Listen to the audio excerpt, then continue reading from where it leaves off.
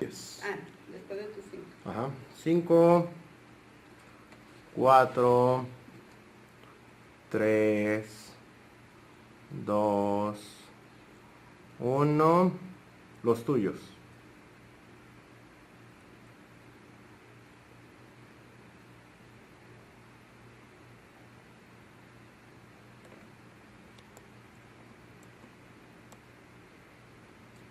Doctora Martín Gilbert, nuestro agradecimiento por haber aceptado esta entrevista en el marco de la cátedra Élysée Reclus, primer semestre 2018, de la cual ha sido nuestra invitada especial. La intención es que nos comparta algunos de sus conocimientos, puntos de vista y experiencias sobre el papel y lugar de los espacios rurales en las economías locales y globalizadas, y también sobre la realidad agroalimentaria mundial.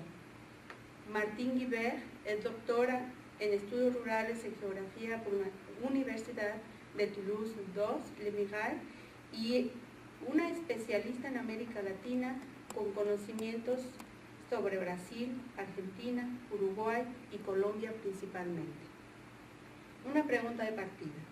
Hoy, ¿qué es lo rural?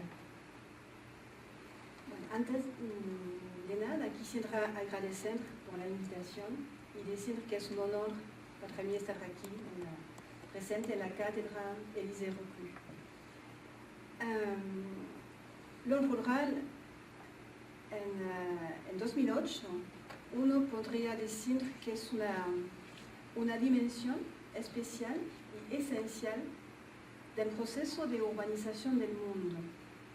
O sea, pensar en sociedades y en economías locales y al mismo tiempo con procesos de globalización significa no olvidarse que lo urbano precisa de lo rural, pero no de una manera nostálgica o de una manera residual.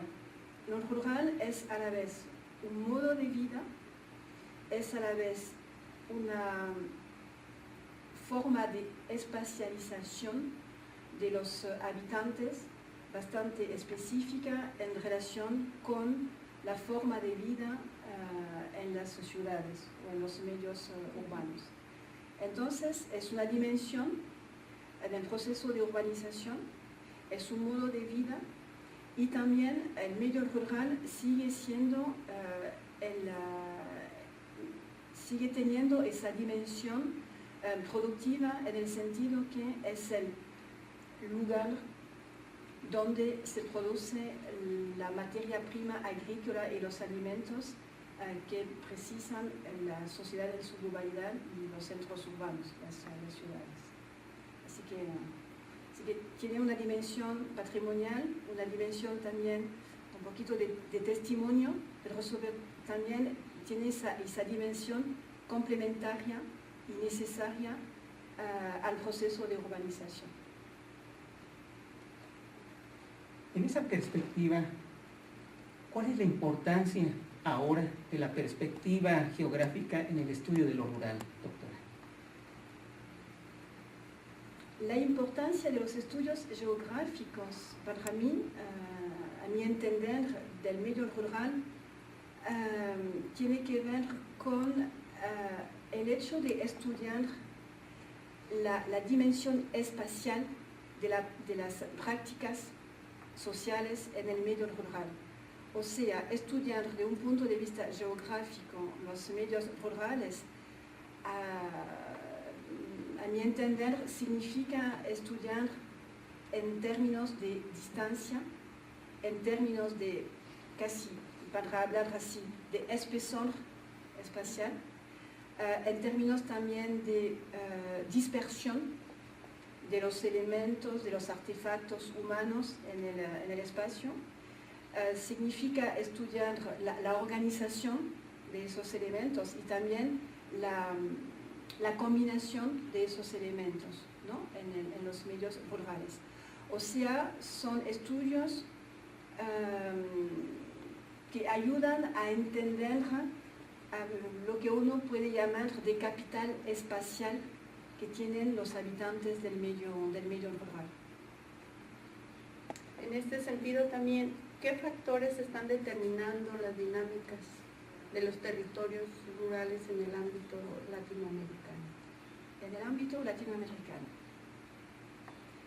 Bueno, hace ya bastante años que intento y sigo haciendo trabajo de campo, ¿no? De terreno en algunos países de América Latina, sabiendo que hablar del ámbito latinoamericano no significa olvidarse, ¿no?, de las especificidades, ¿no?, de cada país o de cada región, hasta casi de cada medio rural, ¿no?, dado la historia, la cultura, algunos son procesos y también el vínculo con procesos globalizados.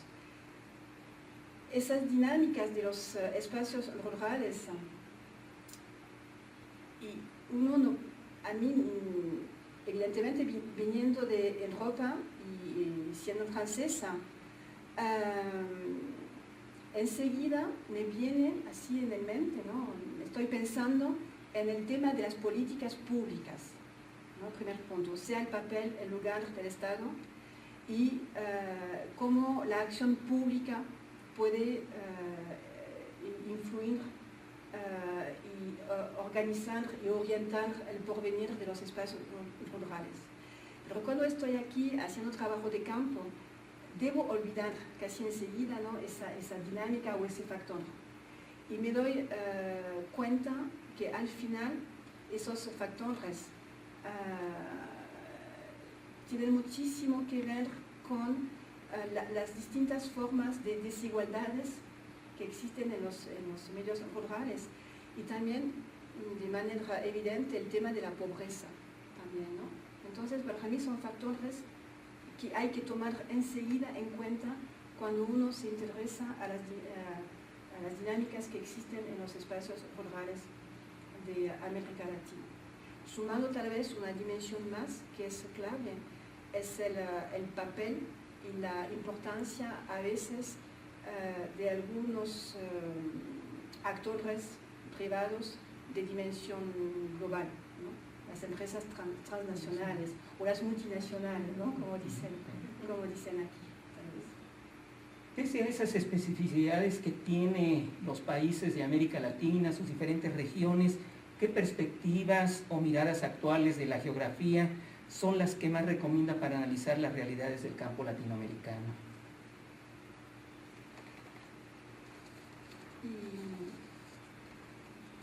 Serían perspectivas en términos, bueno, puede ser la geografía de los sistemas agroalimentarios, o sea, el hecho de estudiar cómo en un medio rural dado existen formas de producción, formas de organización de la producción, existen también todo un sistema de actores para llevar adelante la producción de alimentos, ¿no? O sea, la geografía de los sistemas agroalimentarios.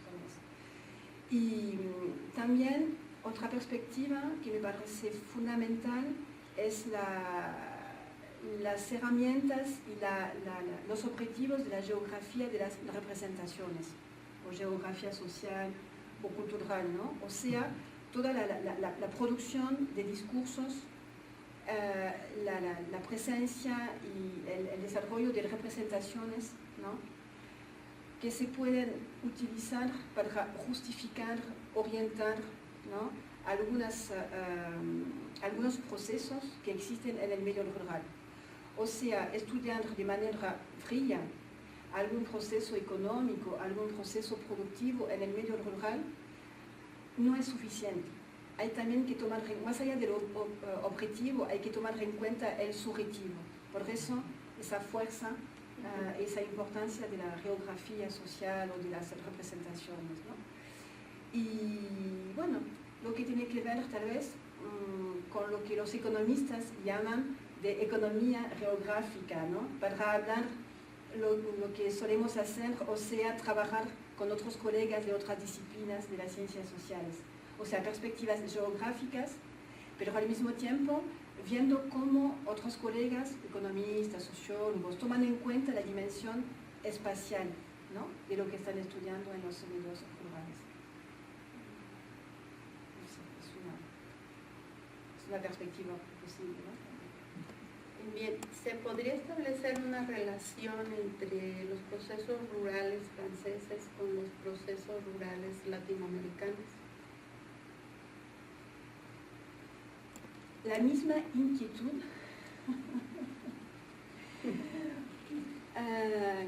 para mantener, sostener, hacer reconocer las dinámicas vinculadas con las formas de producir de los productores familiares o campesinos, o bueno, cualquier sea la forma de definir o de decir, ¿no?, quiénes son esos, lo que a veces uno llama de pequeño productor, que es una expresión bastante peligrosa, tramposa también, engañosa, ¿no? Pero esa inquietud uno la encuentra en Francia, en Europa, en España, y también, evidentemente, uno la encuentra aquí en América Latina, ¿no? Cómo sostener y hasta llegar a esa idea de una producción familiar, agropecuaria familiar, que se podría ver como un bien común. O sea, pensando al revés, uno imagina la humanidad, una región en el mundo, un país, América Latina, Europa, sin productores familiares. Pero al mismo tiempo su peso está disminuyendo, ¿no? Pero uno no puede imaginar, para decirlo así, una desaparición total. Entonces, las mismas reivindicaciones, las mismas actuación de parte de actores privados o públicos, asociativos, para decir sí o sí precisamos a productores familiares, se encuentran en los dos continentes, ¿no? Luego, más allá de lo productivo, el medio rural en los dos ámbitos está viviendo procesos bastante semejantes, pero también con algunos matices, ¿no?, con algunas diferencias. La relación campo-ciudad, el éxodo rural. En Francia, en Europa se habla menos de éxodo rural, pero seguimos con también ese proceso de vaciamiento de ciertos espacios rurales, los que están más alejados, más aislados de centros urbanos o de ciudades, ¿no? Entonces, esa relación campo-ciudad la encontramos también con toda su problemática en los dos ámbitos, en los dos continentes, ¿no? Sí, estoy pensando en esas dos. Y para evocar una problemática muy actual que se encuentra en los dos ámbitos, que uno no lo hubiera dicho hace 10 años o 15 años, es casi la vuelta en regreso de la problemática tierra. Hay muchísimas acciones, reivindicaciones en Francia para proteger las tierras agrícolas, dado el proceso de urbanización, dado la artificialización, ¿no?, de los suelos, dado el tema también de la contaminación debido al uso de pesticidas, ¿no?, y también todo el tema de la apropiación, ¿no?, de la tierra. Son problemáticas no semejantes, ¿no?, pero que encontramos en los dos ámbitos. A mí eso me llama muchísimo la atención. El regreso de esa problemática. No tenemos resuelto, ¿no?, el tema de la propiedad, apropiación, uso, cambio de uso del suelo. En cuestión de política pública, entre un país y el otro, ¿has notado así diferencias fuertes? ¿Entre países en América Latina? Ajá, y en Francia? Ah, bueno. En Francia amamos al Estado. Enseguida vamos a hablar de políticas públicas, enseguida vamos a hablar de las medidas que tomó el Estado para limitar, frenar, sostener, orientar, etcétera, etcétera, ¿no? En América Latina tal vez menos, muchísimo menos. En Uruguay hay bastante todo es relativo, ¿no? En Uruguay hay bastante políticas públicas. Brasil tiene un Estado fuerte, con presencia con todo lo que significa, ¿no?, en los territorios locales, ¿no?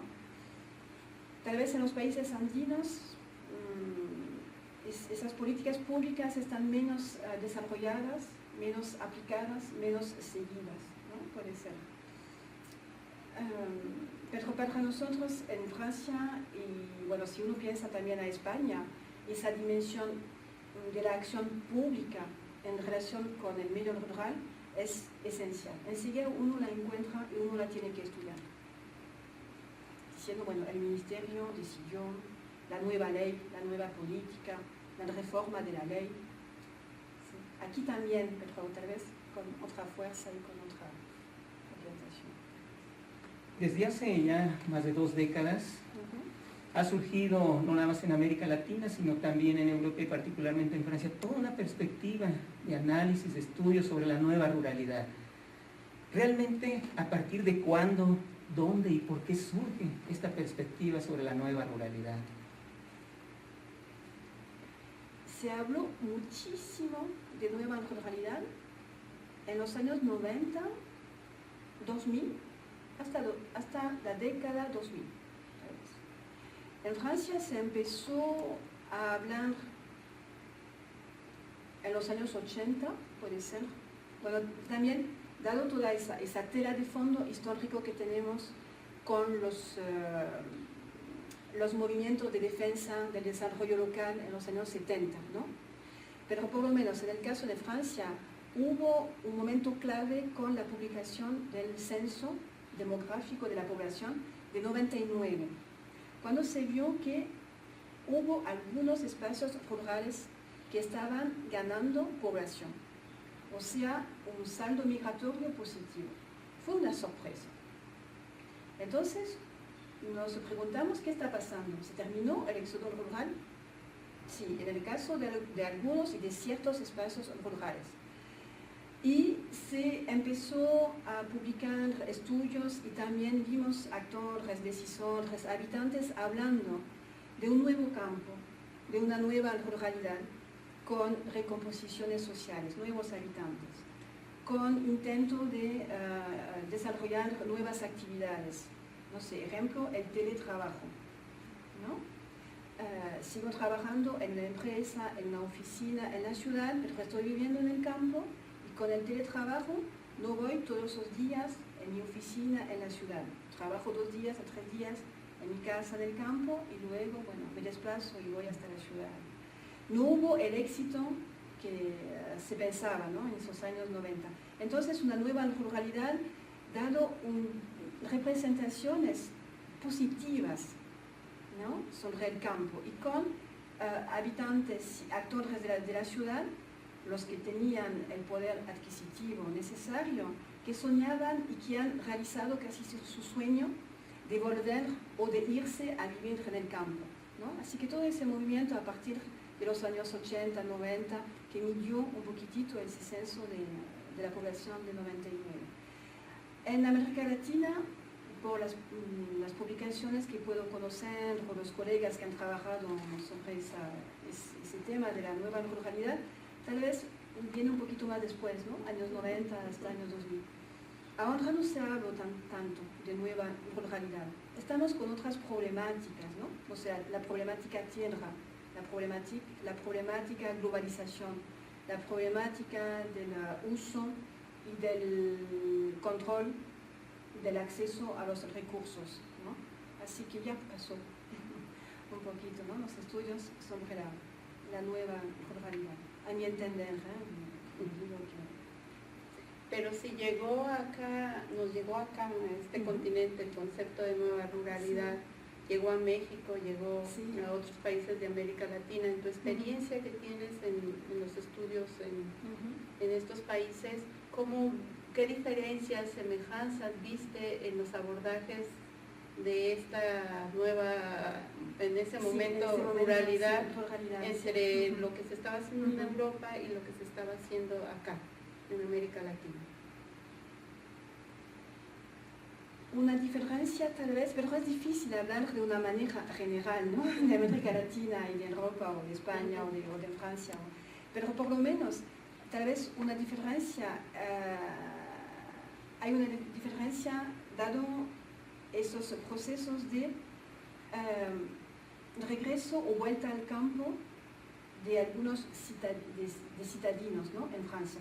En América Latina ese proceso no es tan, no sé si hay que decir fuerte, pero tan evidente, ¿no? O tan real. Así que son realidades distintas. Cuando se habla de nueva ruralidad en América Latina, la característica semejante que existe entre los dos ámbitos, ¿no? Entre los dos casi continentes, es difícil, ¿no? De hablar de manera tan general, ¿no? Es, a mi entender, toda casi ese rescate de lo que lo rural y la nueva ruralidad significa para una sociedad cada vez más urbanizada, ¿no? Me explico. Hablar de nueva ruralidad significa poner en evidencia todo lo que contiene, significa, brinda, ofrece el medio rural. Y no sé, estamos ahora al final de los años 2010 y estamos hablando cada vez más de patrimonio alimentario. Estamos hablando de cocina, de gastronomía tradicional, ¿no? Estamos hablando de cultura, de tradición, hasta de civilización campesina.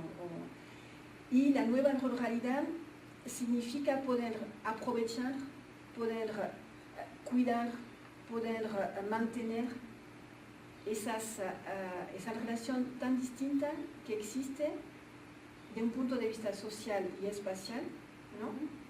En esos medios rurales. Para mí en este momento la nueva ruralidad, si uno sigue hablando y utilizando esa expresión, la nueva ruralidad ahora se expresa de manera distinta, dado el hecho que, y lo vemos en los trabajos, en los temas de investigación que están privilegiando en este momento los jóvenes colegas que tenemos, ¿no? O sea, los estudiantes avanzados. Ellos están hablando y quieren estudiar ese tema del patrimonio alimentario que tiene que ver con la puesta en valor de lo que se produce, de lo que se hace, de lo que se piensa, ¿no? En los medios rurales. Usted sostiene que se está dibujando un nuevo orden agrícola y alimentario mundial con nuevas relaciones de poder. ¿Nos pudiera precisar en qué consiste este nuevo orden? A mí es un tema que me está apasionando cada vez más. Esas relaciones de poder vista a través de las relaciones comerciales y el mercado agrícola y alimentario mundial y relaciones también de poder vistas a través del papel y de la actuación de los países exportadores o importadores en ese orden agrícola y alimentario mundial. Si hablamos de nuevo orden, nos estamos dando cuenta que hay actores nuevos, hay estrategias nuevas, hay objetivos nuevos, ¿no? Que están dinamizando y que están transformando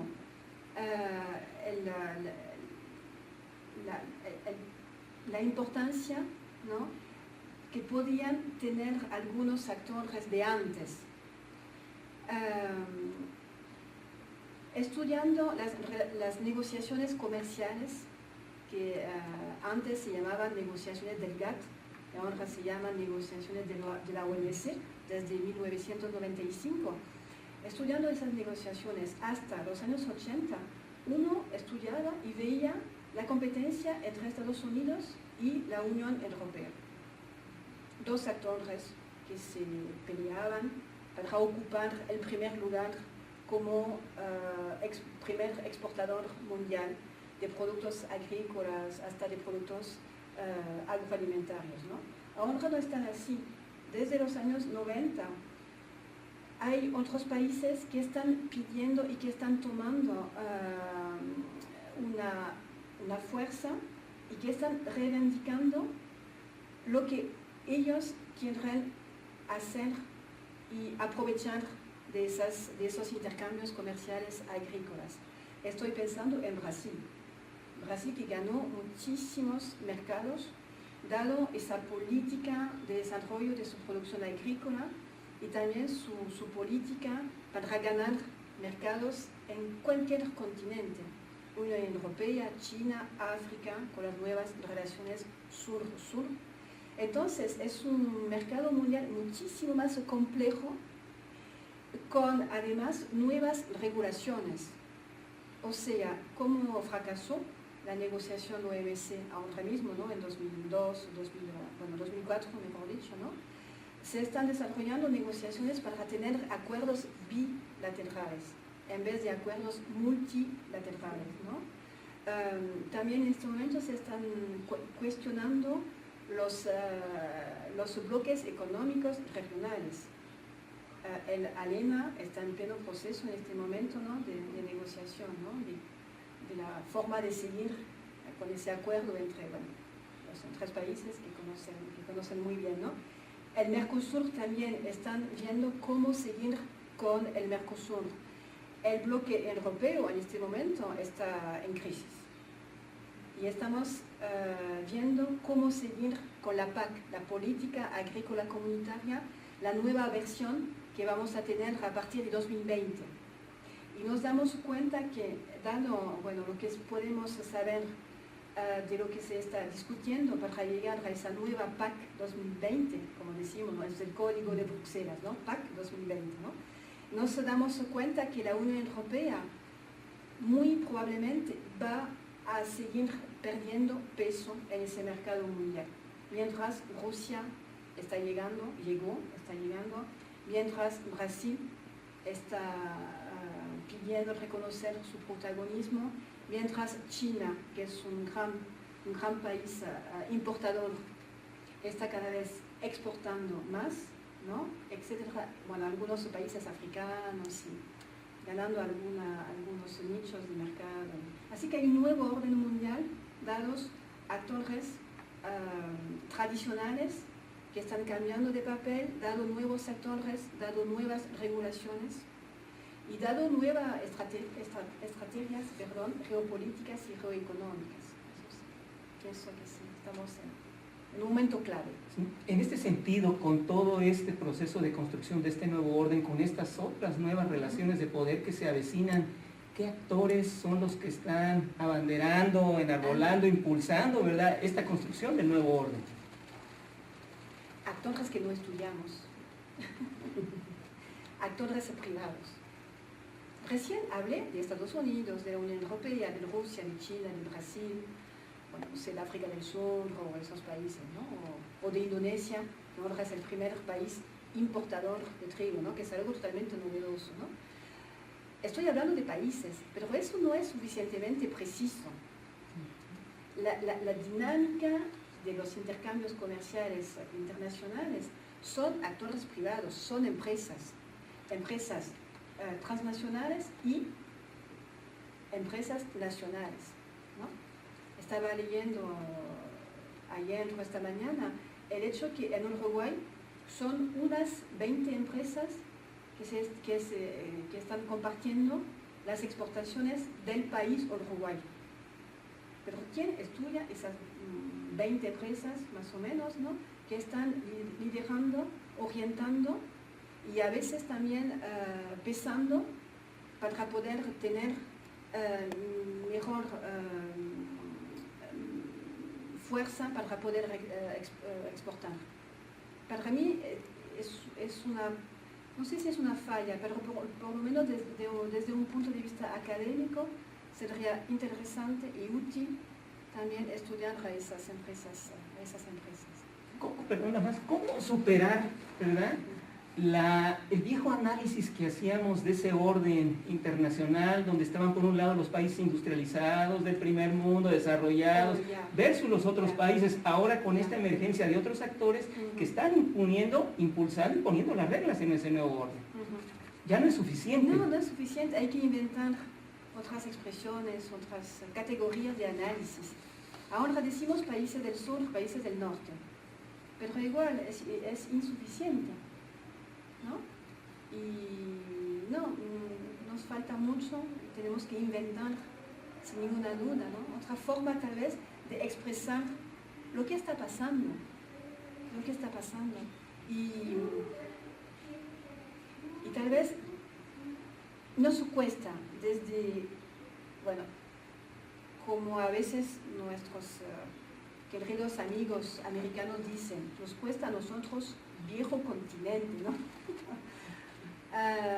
Entender que el mundo está cambiando, que las potencias europeas ahora tienen que tomar en cuenta esos nuevos países que quieren tener un lugar en el mapa agropecuario mundial. Y cuando digo el viejo continente, estoy pensando en Francia. Francia sigue pensando que es el país más competente para alimentar el resto del mundo, ¿no? Porque sabemos producir, tenemos muy buenas relaciones con tal país, tal región del mundo, pero ya no es más así. Entonces, pensar en términos de países desarrollados, subdesarrollados, no, ya, se terminó, ¿no? Pensar en términos de países del sur, países del norte, no es suficientemente preciso tal vez. En cambio, pensar en términos de semejanzas en las estrategias de ciertos países, sí, eso sí podría servir. Estoy pensando en los grupos de negociación en la OMC. Están el G19-20, está el G10, Grupo 10, G10, Grupo 2, cuando se unen Estados Unidos y Unión Europea para defender una posición defensiva, dado las denuncias o las quejas de sus socios, ¿no? De los otros países o actores en ese mercado mundial. O sea, ver cómo hay algunos países del sur que tienen, de un punto de vista agropecuario y agroexportador o agroimportador, que tienen las mismas características, ¿no? Y saliendo de si son del sur o si son del norte. Pero regresando a los actores, estos nuevos actores privados, ¿qué retos implican para la investigadora? Porque tradicionalmente hemos abordado más los grupos tradicionales que nos acogen en su casa, nos abren las puertas, nos dan de comer a veces y somos mucho más aceptados. Llegar a estos grupos privados con grandes capitales muchas veces, ¿qué retos implica? Y que yo creo que tiene algo que ver que no sean tan estudiados. Primero, olvidarse de algunos prejuicios. Son grandes grupos, entonces no puedo llamar para pedir una entrevista. Son grandes grupos, entonces no me van a hablar. No me van a contestar, no me van a atender, ¿no? O si me atienden, me van a ofrecer esa política de comunicación que saben muy bien, ¿no? Desarrollar. Pero justamente nosotros, bueno, somos un grupo de colegas en Toulouse, en mi universidad, pero también en la Escuela de Agronomía de Toulouse, y yo estoy trabajando con colegas en Brasil, en Uruguay y en Argentina, y hacemos entrevistas con empresas, con empresarios, y al final nos atienden, contestan, comunican, a veces están bastante contentos de poder explicar lo que están haciendo. Nosotros como académicos, como investigadores, tenemos después que desconstruir y reconstruir su discurso. Como uno lo hace también con una entrevista con un pequeño productor, con una pequeña cooperativa, con una pequeña agroindustria o con el jefe de un gobierno local. Entonces, pienso yo que la academia es demasiado cautelosa. ¿no? Temerosa. Sí, temerosa y tomamos demasiado precaución, ¿no? Diciéndonos, pero no se puede investigar esos grandes grupos. Sí se puede. Sí se puede. No es fácil llegar a veces, pero bueno, luego hay métodos para llegar hasta ellos, ¿no? Pero bueno, como en cualquier investigación, uno desarrolla y aprovecha sus contactos, personas claves en el territorio y lo que uno hace. En este nuevo proceso de construcción de este nuevo orden, ¿qué nuevas relaciones de poder empieza a percibir entre pues, esa parte dominadora, ¿verdad? Y esta otra parte dominada que pues está a flor de piel, ¿no? A nivel global y en muchas localidades? La parte dominada quiere y pide y reivindica ser menos dominada. Y ahora tiene más, a mi entender, herramientas para poder discutir la dominación de la parte dominante, ¿no? Como usted dice, ¿no?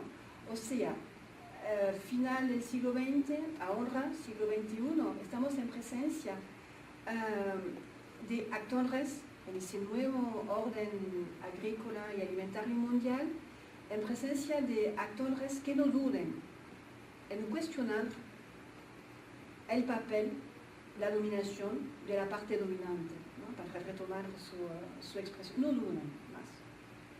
Tienen más información, más acceso a la información, tienen más capacidad para hacer llegar sus reivindicaciones. Hasta proponer y denunciar. Estoy pensando, no sé, en ese episodio que quedó casi en la historia tan joven de la OMC, de la denuncia de algunos países de África y también de Brasil, la denuncia de esos países de la política de sostén de la producción de algodón en Estados Unidos. Han ganado. Es lo que se llama el panel algodón de 2004, si recuerdo bien, ¿no? Pero eso hubiera sido totalmente impensable en los años 90, 80 y aún más antes, ¿no? Entonces hay nuevas relaciones de poder en ese sentido. Y hasta también tener algunos actores nacionales, algunas empresas que saben muy bien, para hablar en otro nivel, que saben bastante bien utilizar las herramientas de los actores más dominantes. O sea, conocen muy bien los acuerdos, las normas, las restricciones, a veces anticipan algunas medidas porque saben, tienen la información. Bueno, merced a las nuevas tecnologías de información y de comunicación, merced también a una mejor capacitación de sus técnicos, abogados. Lo encontramos en las entrevistas. A veces uno se sorprende de ver el conocimiento muy minucioso de la estrategia comercial, exportadora de otro país, de otro socio, de una empresa. Estoy pensando en algunos negociadores que yo conozco en América del Sur, más al sur, ¿no? Y saben muy bien lo que quieren para su propio país y para no seguir ser dependientes de las decisiones de la parte dominante, ¿no? Y más o menos, ¿qué tipo de geografía necesitamos como estudiosos de estos territorios rurales locales ante este nuevo orden económico global competitivo?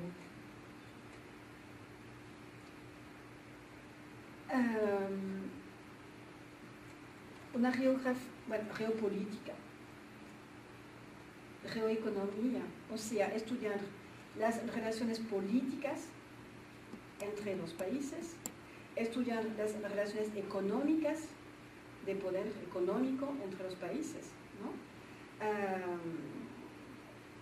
También, pero más allá de los distintos corrientes, ¿no? De la geografía, pienso que necesitamos también entender muchísimo más la parte jurídica, ¿no? O sea, los acuerdos, las normas. A veces uno no puede, no, o también las relaciones políticas, ¿no? Ejemplo, Rusia está, la Unión Europea y Estados Unidos han imponiendo un embargo sobre Rusia.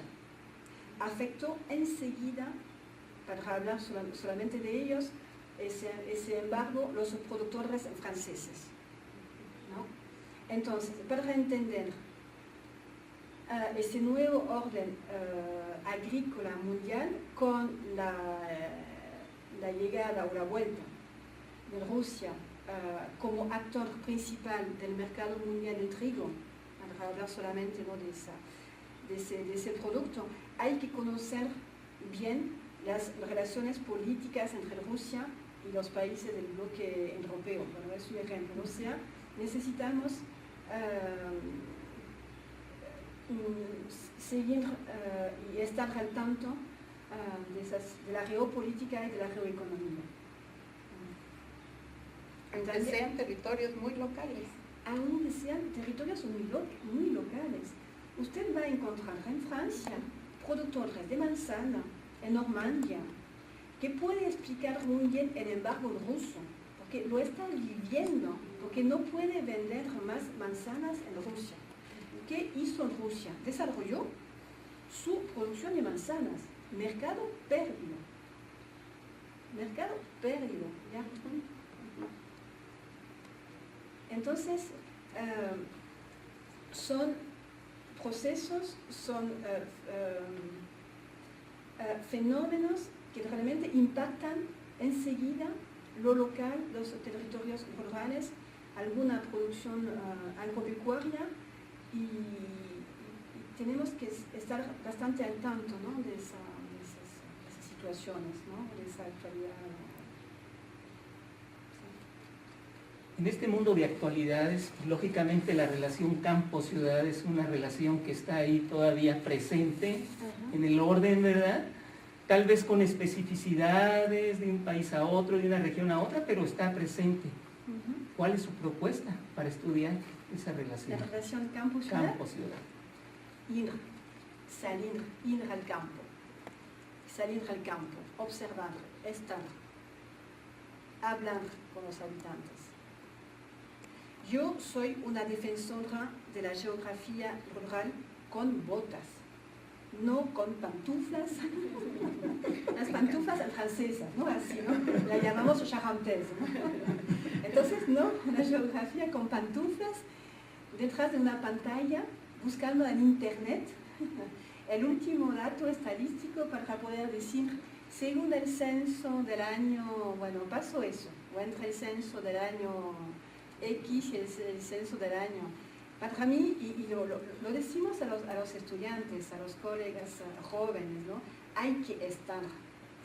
Es un esfuerzo, es muchísima energía, no tenemos recursos, pero no debemos olvidarnos de vivir el campo, ¿no? O sea, hacer trabajo de campo, hacer entrevistas, sacar fotos o algún vídeo,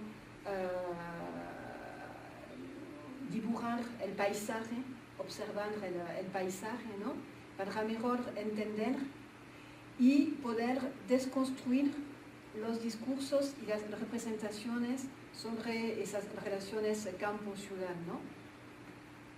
¿Quién construye? ¿Quién difunde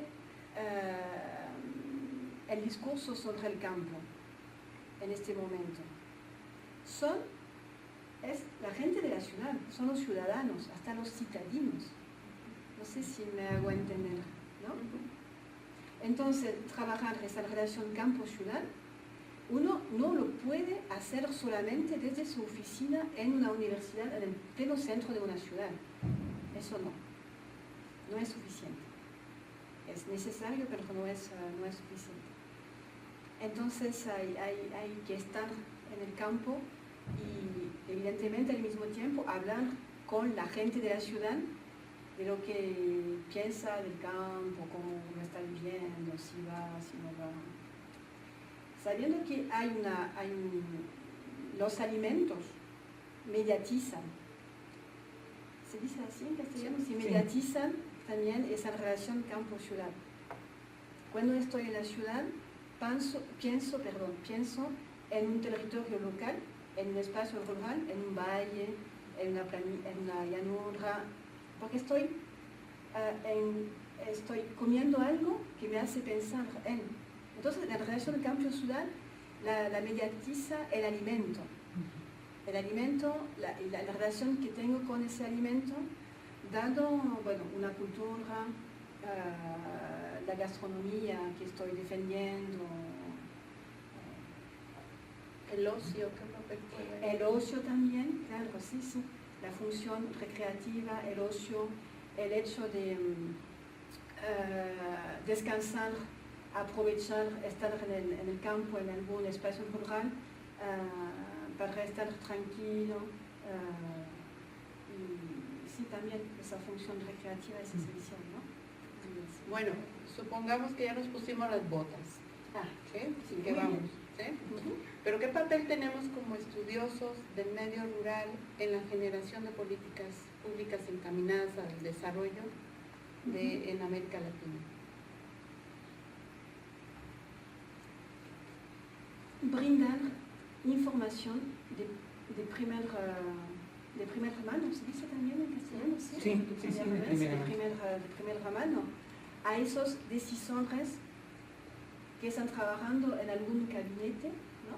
En alguna capital, o sea, el papel del investigador para participar a diseñar políticas públicas, a mi entender, va con el hecho de producir conocimiento basado sobre el trabajo del campo. Uno puede producir o pensar o ofrecer alguna medida pública o alguna política pública diciendo, bueno, tome estudios existentes, tome algunos datos estadísticos, entonces hago un diagnóstico territorial y listo.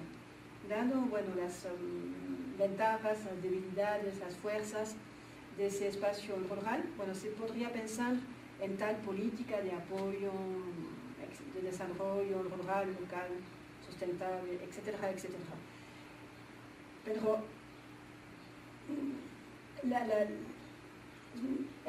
haber podido ver la realidad precisa de ese espacio rural haciendo trabajo de campo con botas, eso es muy, muy, muy útil, tomando en cuenta también las observaciones hasta los pedidos de los habitantes. También.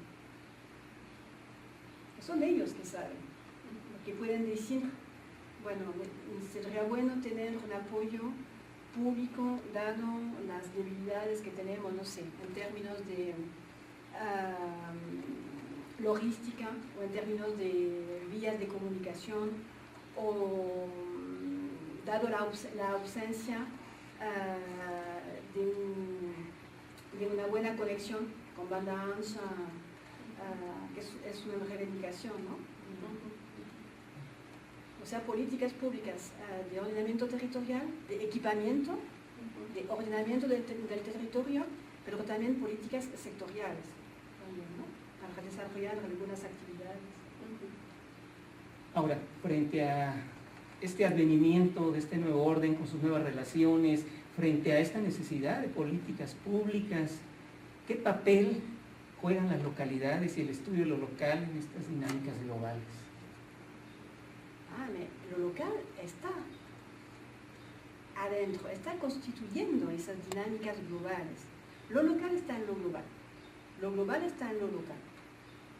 Estudiar, entender las dinámicas globales significa conocer aún mejor lo local y las localidades, ¿no? Y las dinámicas locales. O sea, es una dinámica, es un diálogo local global. Y hablando de globalización, estudiar los procesos de globalización significa a la vez estudiar la diversificación del mundo y el proceso de... La globalización no es un proceso de homogeneización, al revés. Más dinámicas globales hay, más lo local se ve. ¿No? Se ve, hasta se reivindica. Yo lo veo así, por lo menos.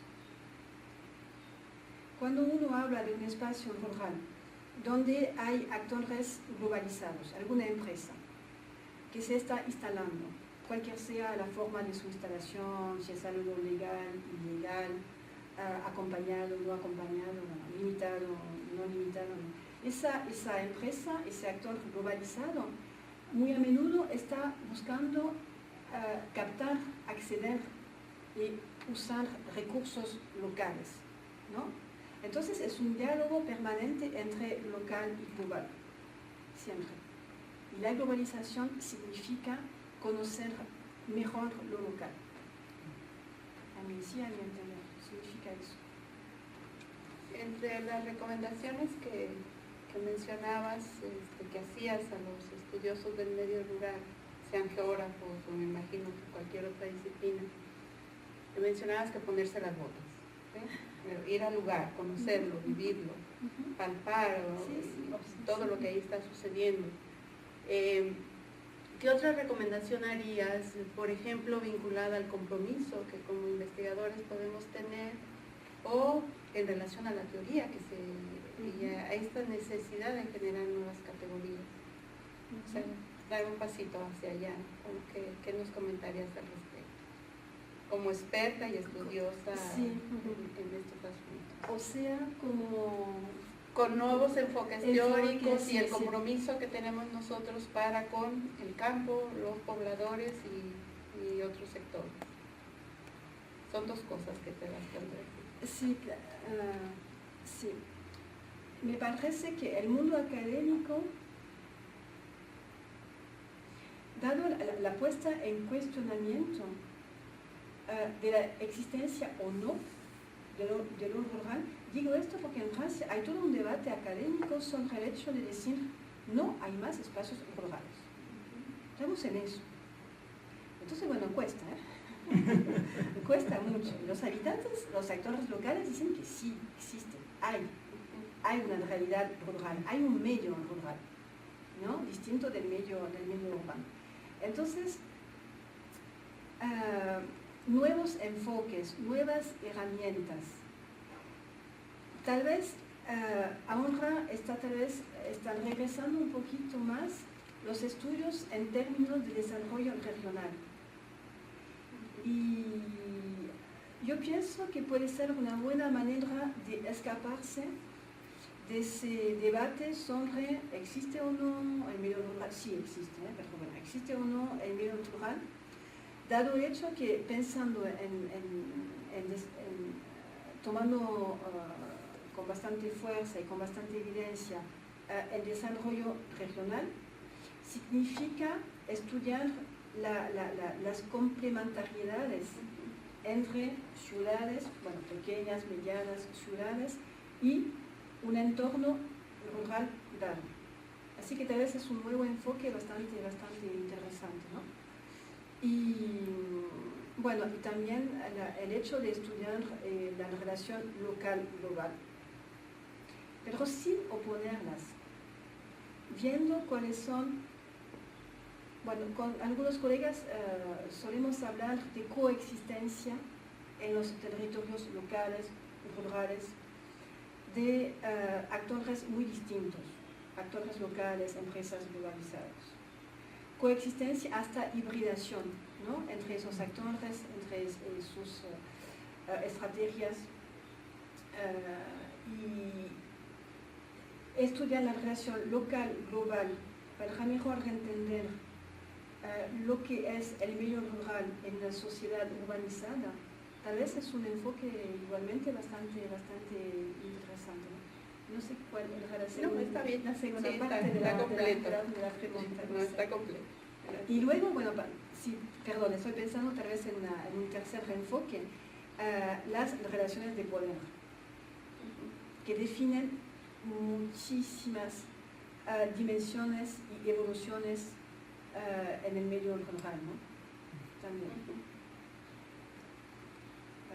Pensando en Claude Raffestin, que seguimos utilizando, leyendo. Y, sí, tal vez. Muy bien. Para concluir esta entrevista, ¿algún aspecto o tópico relevante que finalmente nos quisiera compartir? Desde hace un año yo me digo que tal vez algo que no estamos estudiando suficientemente, algún tópico así, ¿no? Es todo lo que tiene que ver con el análisis de los paisajes, ¿no? Mejor dicho, hablamos de los daños ambientales, de los daños sociales que está viviendo el medio rural, ¿no? Dado la intensificación de la producción agropecuaria, dado el éxodo rural, dado la pobreza, las desigualdades, ¿no? en el campo, en el medio rural.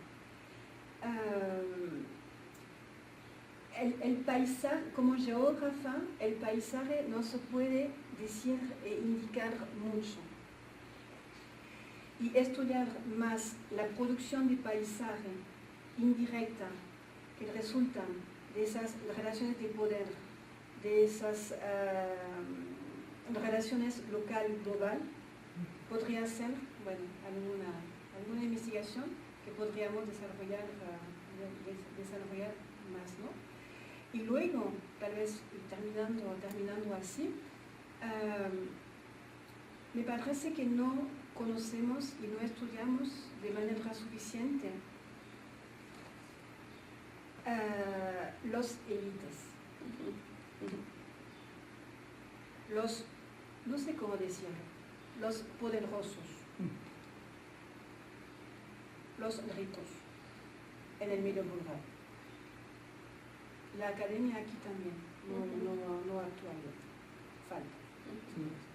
Es normal, hay un compromiso social para estudiar cómo, bueno, solucionar o frenar la pobreza, las desigualdades, la falta de poder adquisitivo o la falta de reconocimiento, no sé, del papel de la agricultura familiar. Muy bien, pero al mismo tiempo estudiar la agricultura producida, hecha por empresarios, ¿no? Y también el élite local que está actuando en otros sectores económicos o en la política. Me parece que aquí hay un buen campo de investigación que podríamos utilizar y estudiar muchísimo más. Pues muy bien, Martín, muchas gracias. No, de nada. Esperemos sacar buenos aprendizajes de todo esto que nos dejas. Y perdón por el maltratamiento de su lindo idioma, ¿no? Muchas gracias. No, muchas gracias. Muchas gracias. No, Y a gracias nombre a del ustedes. Colegio de Michoacán y de la cátedra, de veras de corazón, ha sido un honor tenerte. Bueno, pero el honor es para mí, sin ninguna duda. Sí. Gracias.